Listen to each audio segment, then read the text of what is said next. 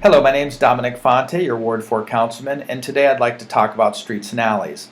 One of the biggest issues, in my opinion, and it affects all the residents and people passing by, are the conditions of our streets and alleys. Well, I'm the chairman of Streets and Alleys. I was appointed a little over a year ago, and I inherited that department. Well, once I figured out that the roads were in bad shape and the storm catch basins are in bad shape, I started paying close attention.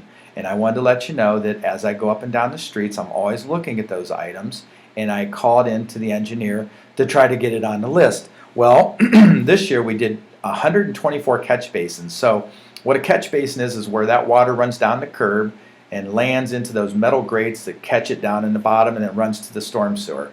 Well, they're bricked up for many, many years, and it's deteriorating, probably because of the salt from the street.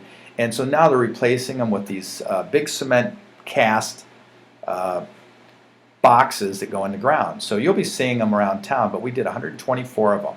So we're aggressively attacking that, trying to fix the infrastructure. The problem is money as usual. And the other thing that frustrates me is we do these blacktop roads, but they only last 1 to 2 years.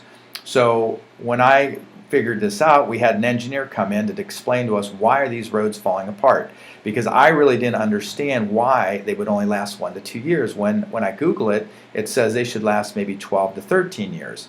Well, part of the problem is that the foundations underneath the blacktop is deteriorated, so we're doing a band-aid approach by taking off the top layer, grinding it off, and resurfacing it. So it's a temporary band-aid because it costs so much to do all the roads. So we have some new devices that are helping with the patching and the potholes, but now what we need to do is get the binding right. So the binding is what holds that blacktop together in a fashion that it can hold up to the frigid temperatures. Now last year, the reason why the roads were so bad is because we had 20 degree below weather that was not appropriate for the binding, because the binding's not, it doesn't hold up below zero like that.